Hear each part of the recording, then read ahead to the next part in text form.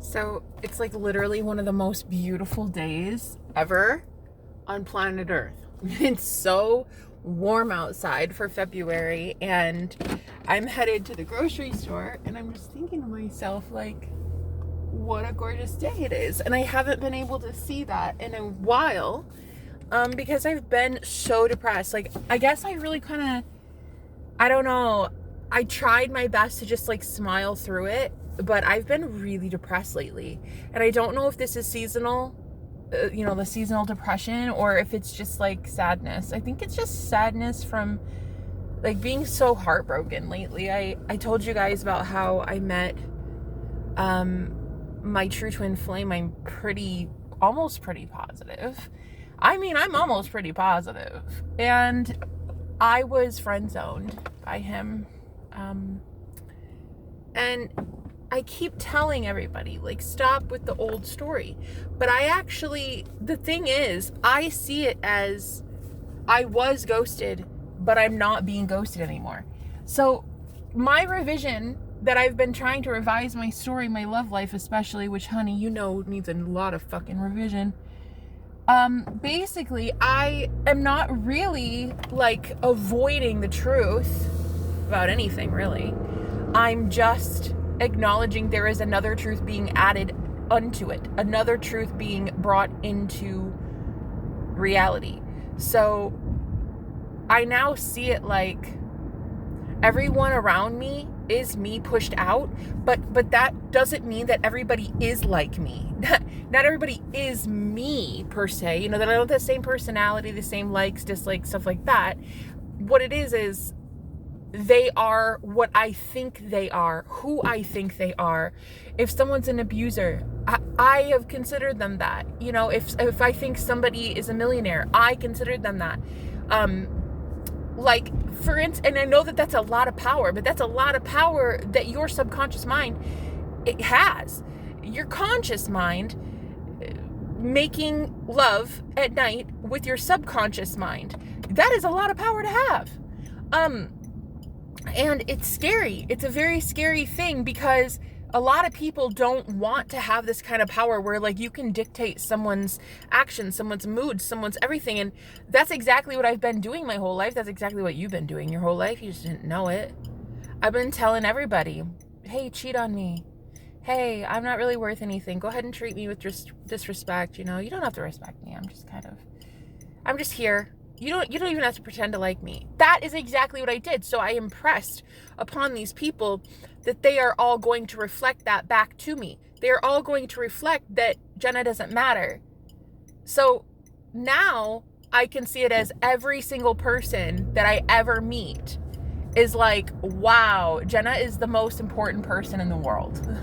Like, it can happen. So, I mean, I haven't seen it yet, but it's going to happen. And so I could see it like everyone is me pushed out, meaning everyone is what I want to tell them to be. Everyone is me, a thing of my imagination.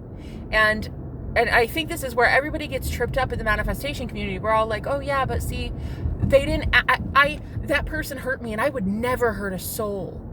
Yeah, I know. That's not how it works with everyone as you pushed out. It doesn't mean that like you're intrinsically bad. There's something about you bad or that you would hurt anybody. It's not like that. It's what you believe is true about them and humanity in general. What you believe to be true about the world. So for me, it used to be that everyone hated me. Everyone was going to abandon me. No one was loyal.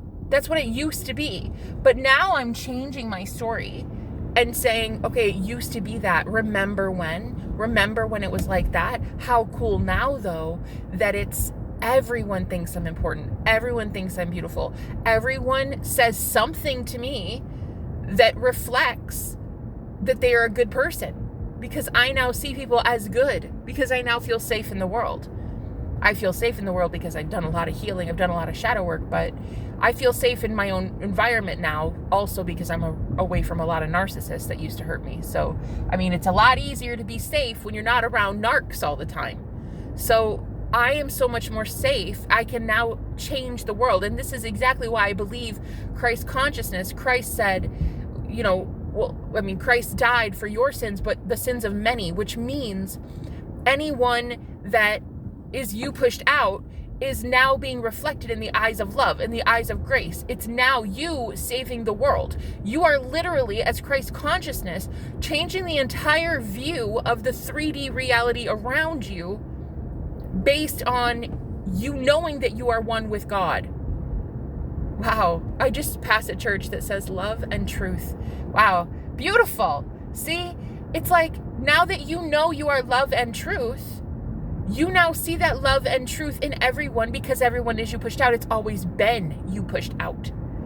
But yeah, I one thing that has changed for me so drastically is my level of safety. Like, ironically enough, I live alone and I live in a not great area, a very bad neighborhood actually.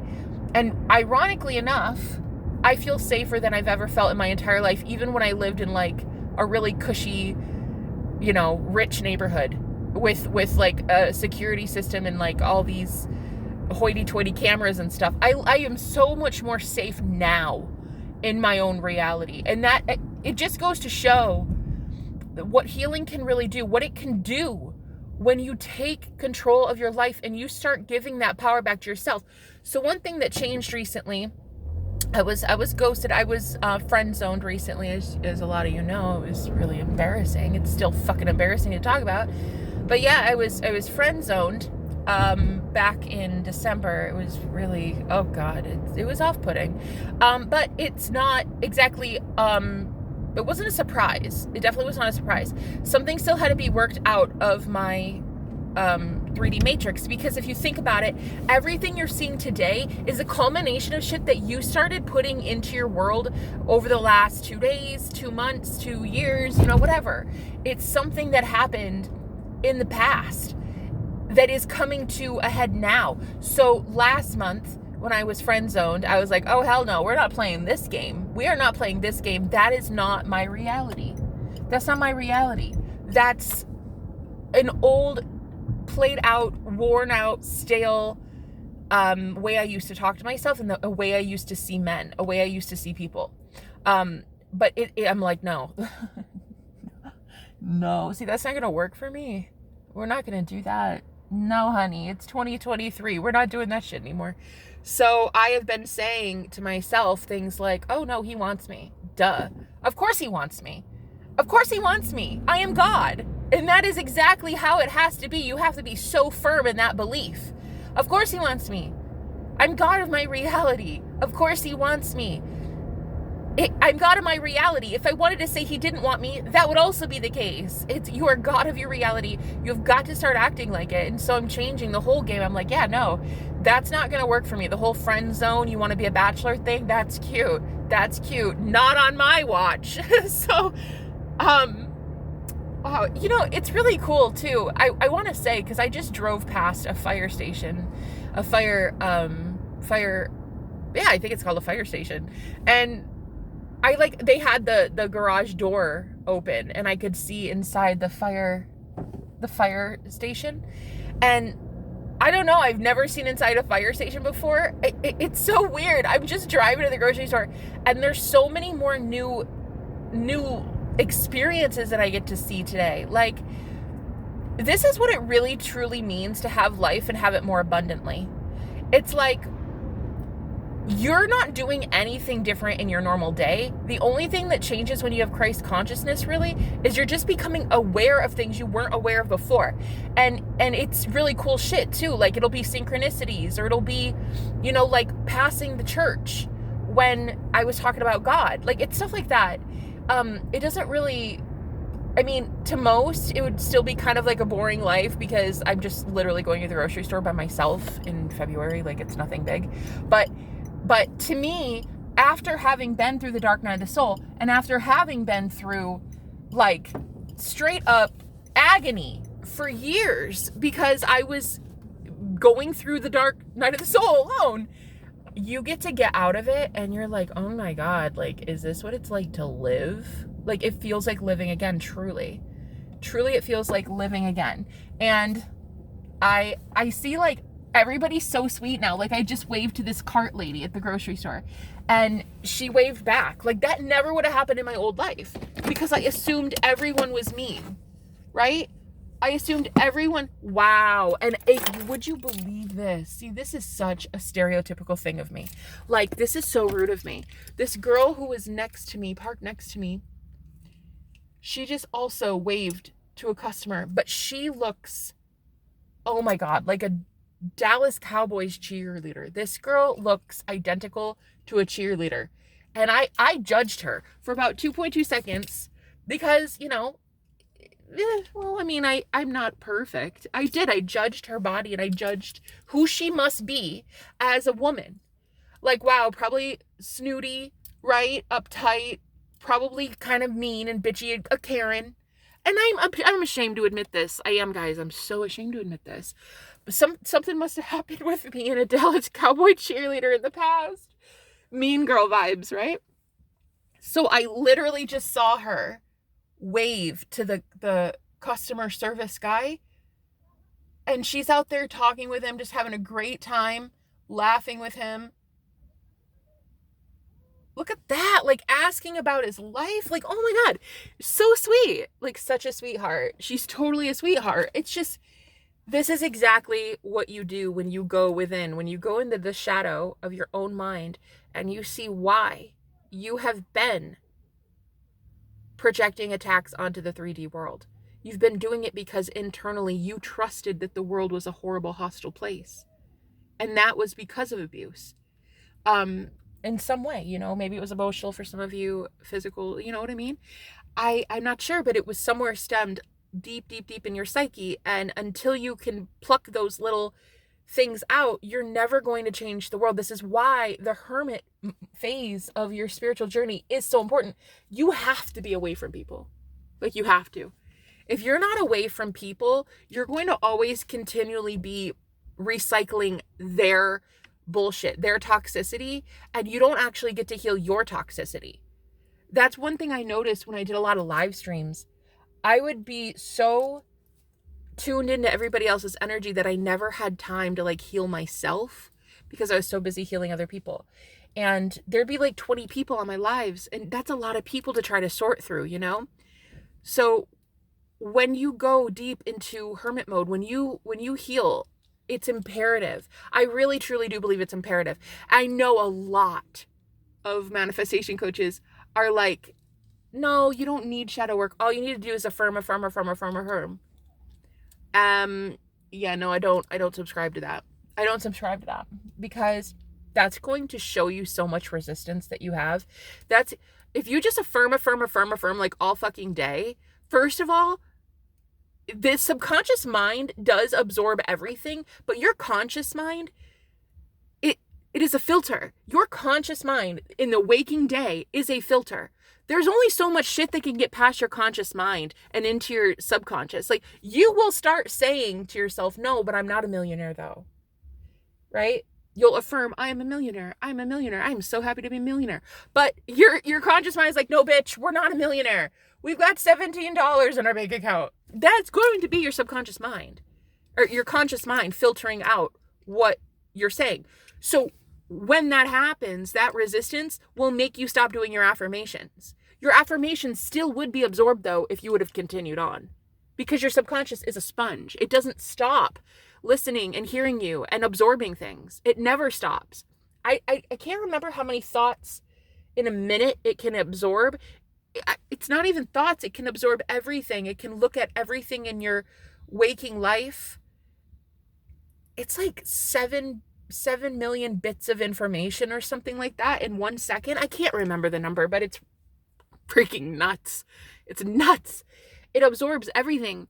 But if you would have persisted and continued with your affirmations, you would have been able to impress the subconscious mind. The problem is, during waking life, you can't normally get past the conscious mind, which is a filter, which is telling you, bitch, you don't have money, stop lying to yourself. So you stop because you feel stupid. You're like, yeah, no, you're right. I don't have money. We should stop this. This is stupid. That's why Neville Goddard talked about the state akin to sleep, which is where your conscious mind is really kind of numbed out. It kind of just fades into the background, it doesn't really have a chance, because it's so tired, it doesn't have a chance to fully allow you to say no. You say yes. Your conscious is asleep and your subconscious is just like yes, yes, yes, yes, right before bed and right after you wake up. So that's why staying akin to sleep is so important. I would prefer to live my day not doing affirmations and just do subliminals at night, honestly. When my consciousness is out cold. When my conscious mind, not my consciousness. Your consciousness is never out cold. You are consciousness. You are God. God is consciousness. That's all it is. So I would prefer just use subliminals overnight. Like, that's what I'd rather do. And that's what I do. I don't even affirm during the day. Not real. No, I think it's boring as shit. Nobody wants to do that. Nobody wants to affirm during the day. No one. It feels like a chore. Oh my God. I just saw a woman bring out groceries for herself. And she just went and handed a box of something, I think cookies, to a guy in a neighboring car. Wow. Wow. You see, that's what I'm talking about. My perception of humanity has changed recently. My perception of people. And if you don't catch it, see, this is where Christ consciousness comes in, your higher mind, your awareness, your higher self. If you don't catch it when you judge people like that cheerleader, right? If you don't immediately say, oh no, that's an old story. That's something that happened in the past. No, Dallas Cowboy cheerleaders are so beautiful and they're so kind. If you don't change it, even lying to yourself at first, you won't be able to see beautiful moments like this where people just go and hand people shit, I guess. Graham crackers or something. I don't know why, but she did. So you won't see that, right? You have to change inside to see the change on the outside. Like, I had to change immediately. There's that person that just, oh God, it's a beautiful fucking day. I just got waved at again by that same cart pusher.